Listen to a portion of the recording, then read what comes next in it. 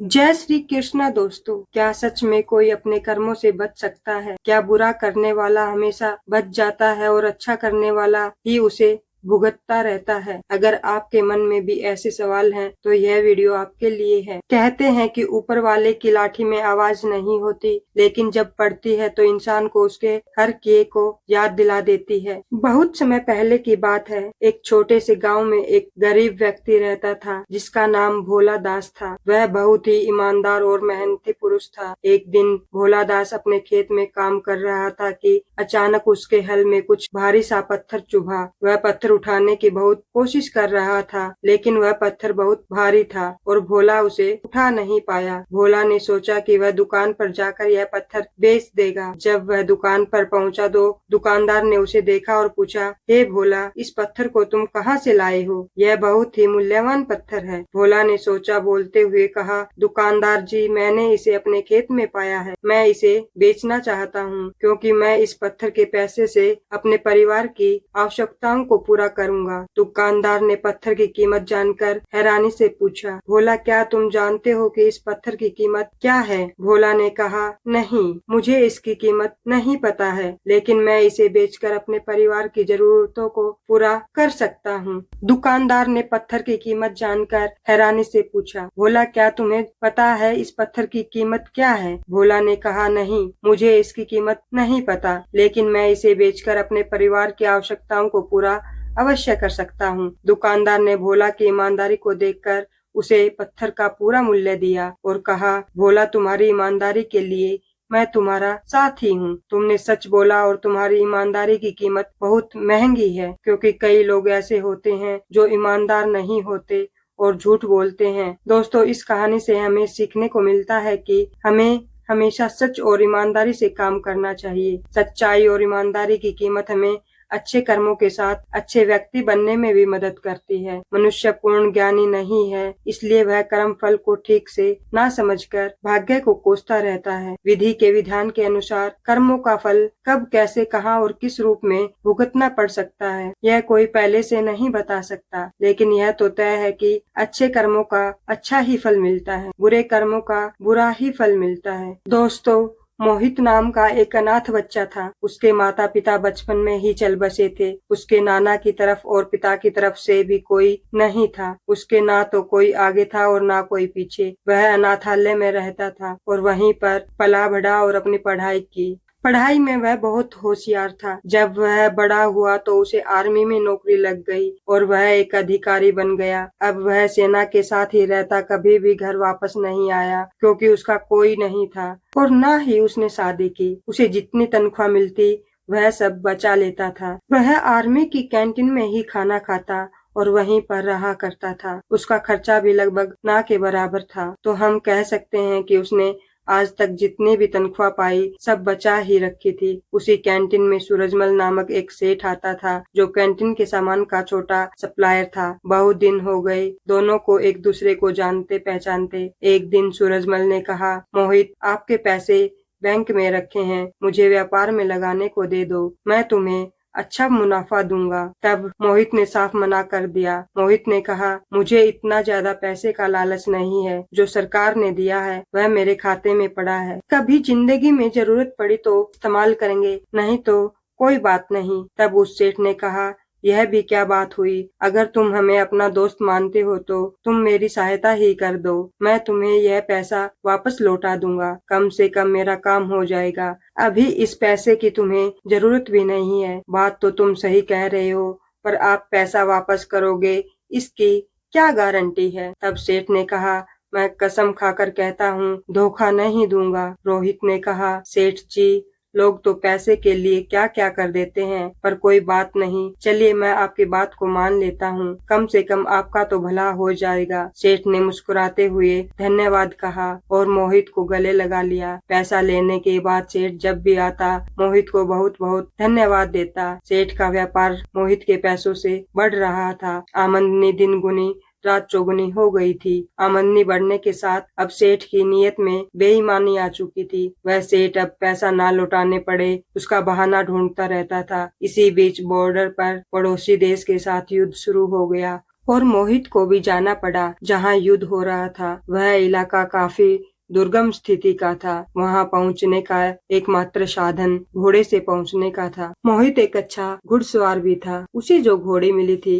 वह बिगड़ेल और गुस्से वाली थी। मोहित घोड़ी की पीठ पर बैठते ही घोड़ी सरपट दौड़ने लगी। मोहित उसे काबू में करने की जितनी कोशिश करता, वह अपनी गति और तेज करती जाती। मोहित ने लगाम पूरी ताकत से खींची। घोड़ी का मुंह कट चुका था। वह पता नहीं आज यह बिगड़ेल घोड़ी कुछ भी सुनने को राजी नहीं थी। घोड़ी दौड़ते दौड़ते दुश्मन के खेमे के सामने जाकर खड़ी हो गई। मोहित दुश्मन की गोलियों का शिकार हो गया। सेठ बराबर आर्मी कैंटीन में जाता। उसे वहाँ पता चला कि मोहित युद्ध में वीर गति को प्राप्त हो गया। सेठ ने कहा, काफी दुख दिखाया और बाहर आते ही खुशी से झूम उठा और उसने सोचा कि अब पैसे वापस नहीं करने पड़ेंगे। सेठ का व्यापार दिन दोगुनी रात चौगुनी तरक्की कर रहा था। कुछ समय बाद सेठ की पत्नी माँ बनी और सेठ के घर एक सुंदर बच्चे का जन्म हुआ। सेठ ने अपने बच्चे का नाम अमर रखा। सेठ के जीवन का यह सबसे बेहतरीन समय चल रहा था। समय बीतते हुए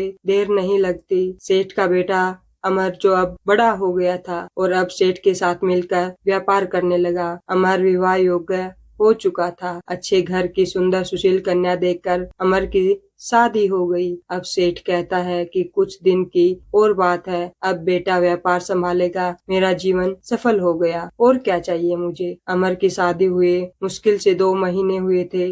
एक दिन अमर सड़क पार कर रहा था तो उसे चक्कर आया और वह सड़क पर गिर गया। लोगों ने उसे उठाकर हॉस्पिटल पहुंचाया। उसके ब्रेन का एमआरआई और अन्य टेस्ट हुए तो पता चला अमर को ब्रेन ट्यूमर है। सेठ ने डॉक्टरों से कहा कि आप पैसे की चिंता मत करें, आप बस इलाज करें। डॉक्टर और हॉस्पिटल बदल गए पर अमर की हालत दिन प्रतिदिन बिगड़ती जा रही थी। सेठ अब व्यापार पर ध्यान नहीं दे रहा था। उसके कस्टमर छूटते ही जा रहे थे। उधर हॉस्पिटल का बिल बढ़ता जा रहा था। अब सेठ पर काफी कर्ज हो चुका था। सेठ परेशान था। अब अमर को डॉक्टर ने जवाब दे दिया। सेठ हार चुका था। किसी चमत्कार की आशा में बैठा था। चमत्कार तो नहीं हुआ पर अमर अब इस दुनिया को छोड़कर चला गया था। उसकी मृत्यु हो चुकी थी। महीनों जिंदगी की जंग लड़ने के बाद अमर हार चुका था। सेठ के घर में कोहराम मच गया। सेठ सेठानी अमर की पत्नी सब विलाप करने लगे।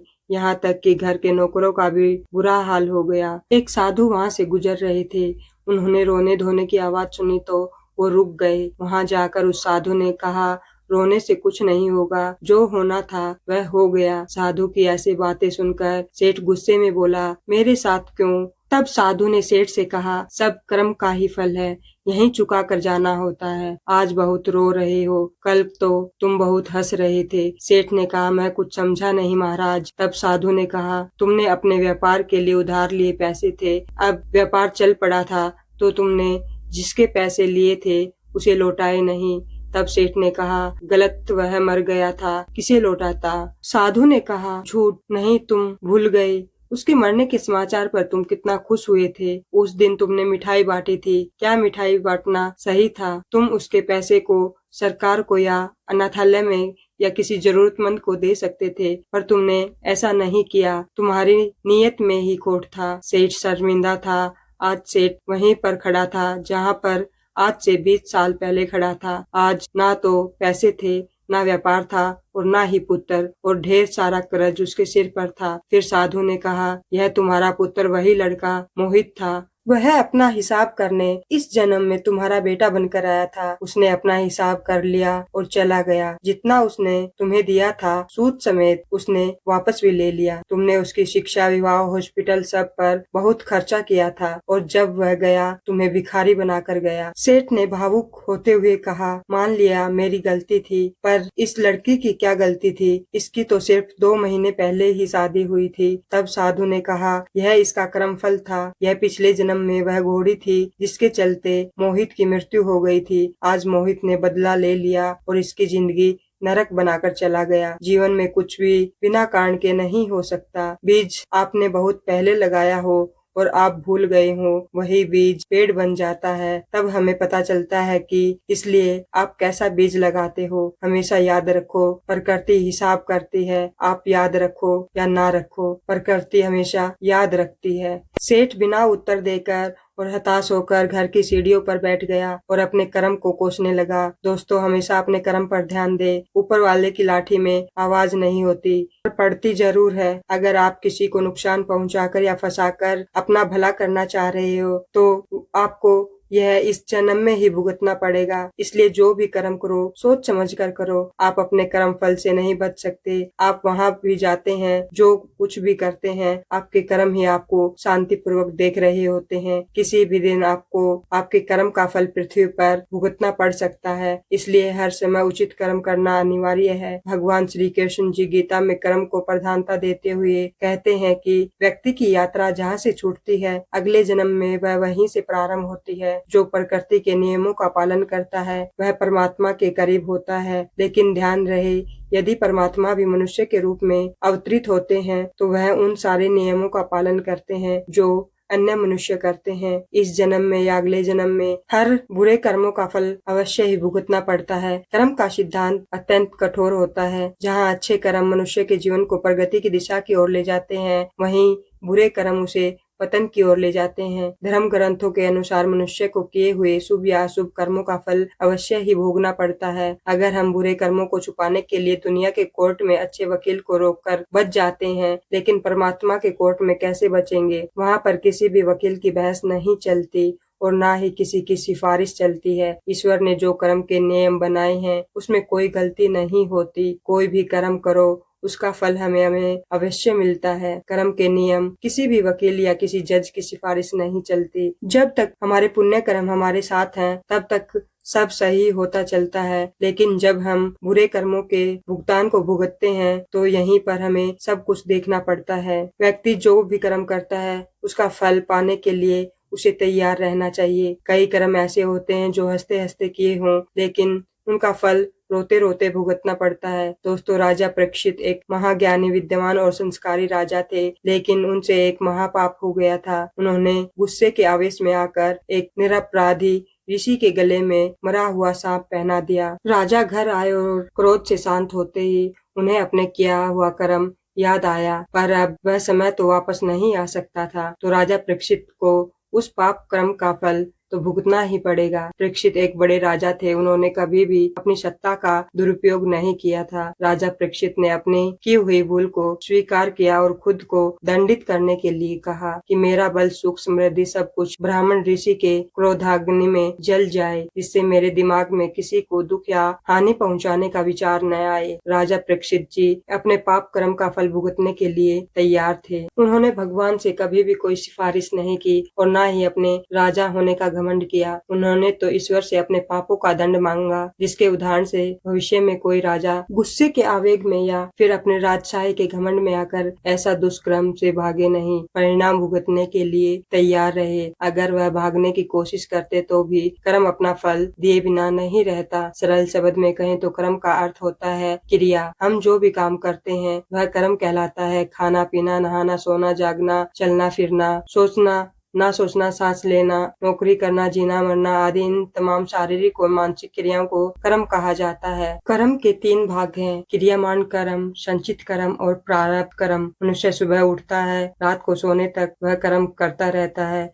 वह क्रियामान कर्म कहलाता है। मनुष्य अपने पूरे जीवन में जो कर्म करता है वह तमाम क्रियामान कर्म कहलाता है। क्रियामान कर्म अवश्य फल देता है, उसके बाद ही वह शांत होता है। जैसे कि आपको प्यास लगी है, आपने पानी पिया तो पानी पीने का आपने कर्म किया और आपकी प्यास बुझ गई। इस प्रकार कर्म फल देकर शांत हो गया। आपने किसी को दी और उसने आपको मारा तो कर्म का फल मिल गया। इस प्रकार क्रियामान कर्म फल भुगतने के बाद ही शांत होता है। कितने ही क्रियामान कर्म ऐसे होते हैं जो कर्म करने के साथ तुरंत फल नहीं देते, उसका फल मिलने में देरी होती है। जब तक कर्म फल नहीं देता तब तक वह संतुलित रहता है, संचित रहता है और इसे ही संचित कर्म कहा जाता है। जैसे कि आपने आज परीक्षा दी तो उसका रिजल्ट महीने बाद आता है। आज आपने अपनी जवानी में माता पिता को सताया तो आपको आपका बेटा आपकी वृद्धावस्था में सताएगा। ऐसे कितने ही क्रियामान कर्म है जो तुरंत फल नहीं देते, लेकिन समय आने पर अवश्य देते हैं। तब तक यह कर्म संचित कर्म में इकट्ठे होते रहते हैं। मनुष्य जैसा कर्म करेगा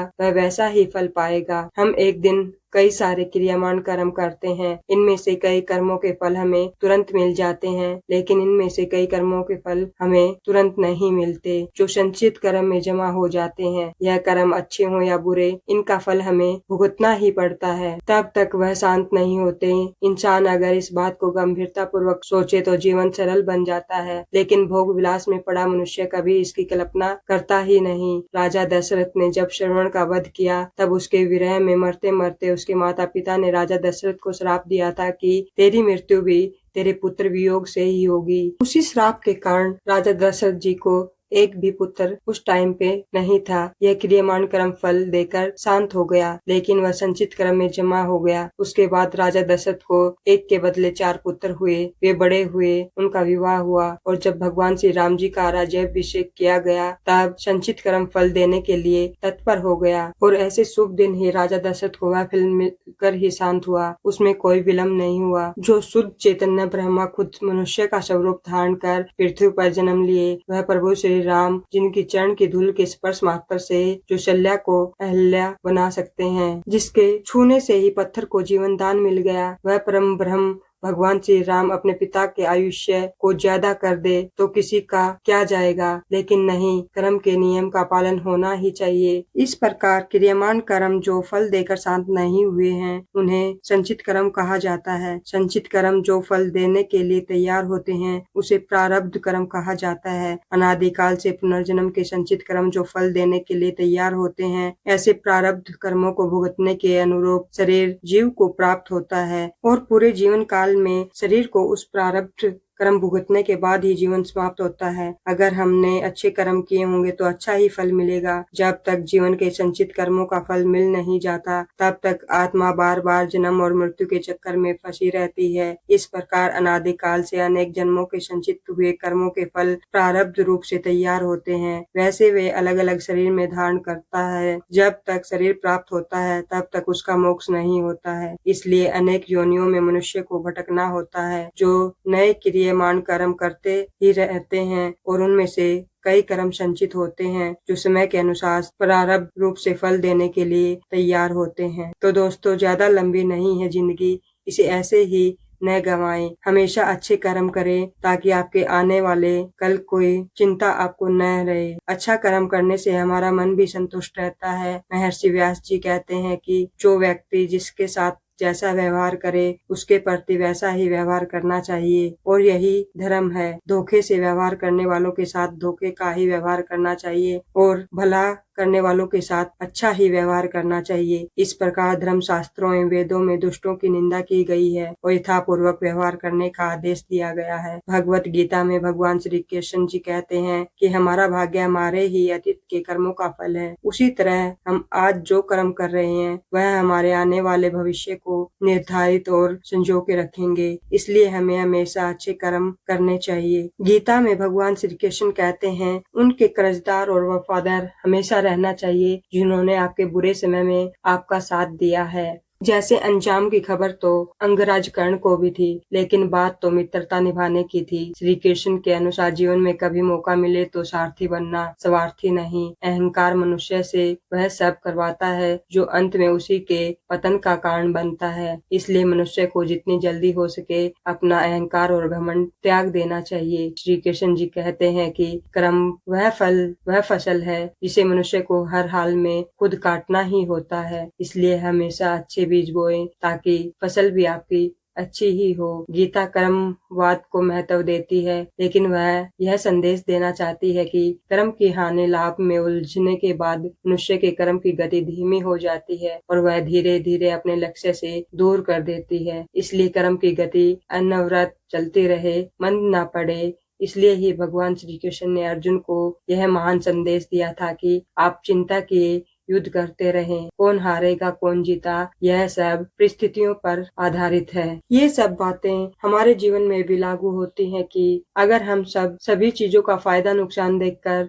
उस काम को करना ही बंद कर दें तो अंत में क्या होगा। हम सबको पता है कि संसार में कोई भी प्राणी या वस्तु अजर अमर नहीं है, कोई भी यहाँ पर स्थायी नहीं है। यह सब जानते हुए भी हम सब कर्म क्यों करते हैं? क्योंकि इस संसार की व्यवस्था सुचारू रूप से कार्य करती रहे, बिना बाधा के अराजकता की स्थिति में न आए। हमारे माता पिता ने हमें जन्म दिया और अगर वह यह बात सोचने लग जाते कि पता नहीं यह वृद्धावस्था में हमारा सहारा बनेगा या नहीं, तो हो सकता था कि वह हमें इस धरती पर लाने का इरादा ही बदल देते। लेकिन उन्होंने अपना कर्म किया और फल ईश्वर के हाथ में दे दिया, तभी हम इस धरती पर आ पाए और ईश्वर चाहेंगे तो हम उनकी अच्छी सेवा भी कर पाएंगे। भगवत गीता के अनुसार पुनर्जन्म भी होता है। हम भूल जाते हैं कि हम किसी भी योनि में जा सकते हैं। जो भोग योनि है उनमें परेशान होने पर आत्महत्या तक का अधिकार नहीं होता है। एक बैल कितना भी परेशान हो जाए वह अपनी मर्जी से नहीं मर सकता। जो भी किया है उसको वहाँ पे भोगना ही पड़ता है। किसी ने बहुत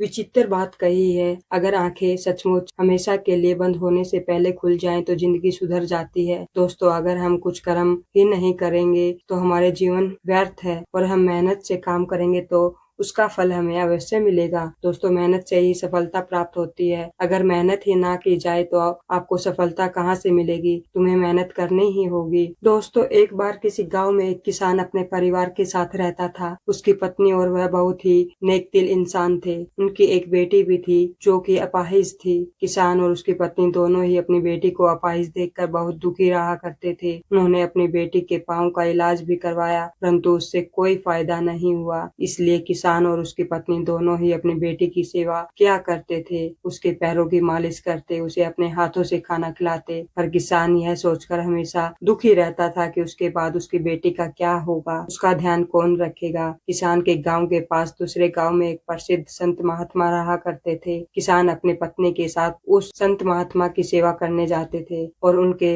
उपदेश सुनते थे और वहाँ पर आए हुए लोगों की बहुत सेवा किया करते थे। एक दिन जैसे ही संत महात्मा जी का प्रवचन खत्म हुआ, तब किसान ने कहा, हे संत महात्मा, मैं और मेरा परिवार आपकी और लोगों की बहुत सेवा किया करते हैं, कभी किसी का बुरा नहीं करते और धर्म के मार्ग पर चलते हैं, सच्चे मन से भगवान की पूजा करते हैं, फिर भी हमारी बेटी अपाहिज क्यों पैदा हुई, उसे ऐसा देखकर हमें बुरा लगता है। किसान की अब बात सुनकर संत महात्मा ने अपने नेत्र बंद किए और कुछ समय बाद वापस अपने आंखें खोली और कहा कि मैंने तुम्हारा पूर्व जन्म देख लिया है और यह सब तुम्हारे पूर्व जन्म के पापों का फल है। संत महात्मा बोले, पूर्व जन्म में तुम अपनी पत्नी और अपने बेटे बहू के साथ रहते थे। तुम्हारा बेटा नगर के बाहर राजा के यहाँ काम करता था और पिछले जन्म में जो तुम्हारी बहू थी वह अब इस जन्म में तुम्हारी पुत्री है। वही तुम्हारे घर में एक दुधारू गाय भी थी जिसकी तुम बहुत सेवा किया करते थे, लेकिन अपनी पत्नी के साथ तुम्हारा व्यवहार बहुत गलत था। तुम सदा अपनी पत्नी को बहुत परेशान किया करते थे, उसे खरी खोटी सुनाते। तुम्हारी बुरी बातें सुनकर तुम्हारी बहू बहुत परेशान होती थी,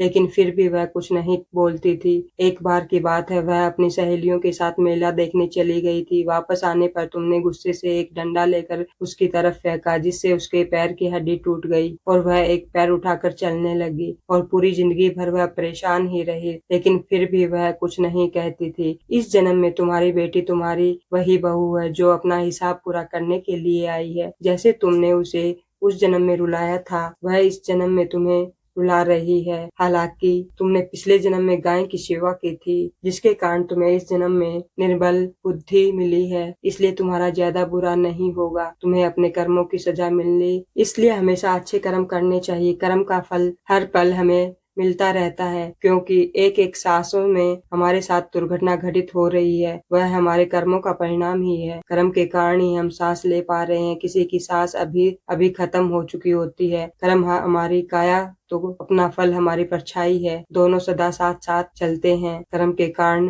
ही कोई आसानी से सांस ले पाता तो कोई दम तोड़ देता है। कर्म का फल हमें सोते जागते उठते बैठते भोगना ही पड़ता है। कर्म का फल तो तुरंत ही मिलता है, तो कुछ कर्मों के फल के लिए जन्मों जन्मों तक इंतजार करना पड़ता है। जैसे किसी ने आग में हाथ डाला तो तुरंत ही जल जाएगा, उसके लिए कल या परसों नहीं लगेगा। किंतु आपने अगर किसी को बेतहाशा सताया है, किसी को तंग किया है, तो हो सकता है उसी जन्म में उसका फल ना मिले, लेकिन देर से ही सही इसका फल आपको अवश्य भुगतना पड़ता है। इसके फल से कोई भी नहीं बच पाता, चाहे ईश्वर का अवतार भगवान श्री राम ही क्यों न हो। उन्होंने बाली को छुपकर मारा था, इसके परिणाम स्वरूप वे श्री कृष्ण अवतार में उसी बाली के हाथों मरे जो शिकारी के रूप में आया था। यदि आपने किसी की मदद की है तो ईश्वर भी आपकी मदद जरूर करता है। प्रारब्ध के रूप में लेकर मनुष्य योनि में आता है। अन्य योनियों और मनुष्य योनि में यह अंतर है कि जबकि अन्य योनियों में जैसे जैसे कर्म भोगे जाते हैं वे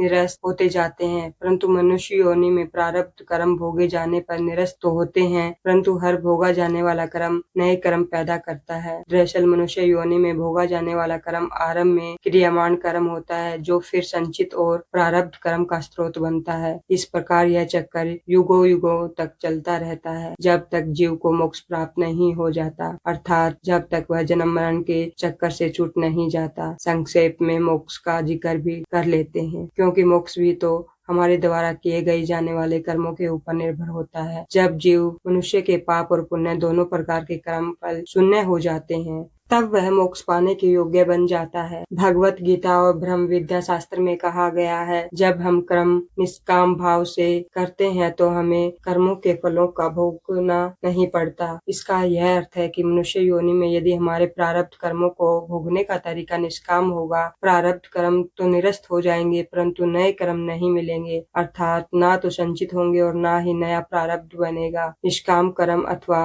स्वयं को ईश्वर का दास समझते हुए ईश्वर के वचनों के अनुसार अपने कर्तव्य निभाना परंतु उसके फल की इच्छा न रखना। तो दोस्तों ज्यादा लंबी नहीं है जिंदगी, इसे ऐसे ही खराब न करें, हमेशा अच्छे कर्म करें ताकि आपके जाने के बाद भी आपको आपके किए हुए कर्मों को याद करते हुए आपको याद किया जाए। अच्छा कर्म करने से हमारा मन भी संतुष्ट रहता है। तो दोस्तों जीवन में जो कुछ भी हमारे साथ होता है वह बिना कारण नहीं होता है। कभी कभी हम कारण भूल जाते हैं लेकिन प्रकृति कभी नहीं भूलती। इसलिए बुरा करने से पहले 100 बार सोचिए और अच्छा करने का अवसर कभी मत छोड़िए, क्योंकि कर्म ही वह बीज है जिससे भविष्य की फसल उगती है। आज की यह कथा हमें सिखाती है कि कर्म कभी नष्ट नहीं होते। समय लगे या जन्म बदल जाए लेकिन हर कर्म अपना फल देकर ही शांत होता है। इसलिए सोच समझ कर कर्म करें, क्योंकि वही हमारे भविष्य की नींव रखते हैं। अगर यह कथा आपके मन को छू गई हो तो इसे लाइक करें, शेयर करें और चैनल को सब्सक्राइब जरूर करें। कमेंट में लिखिए जय श्री हरि कृष्णा।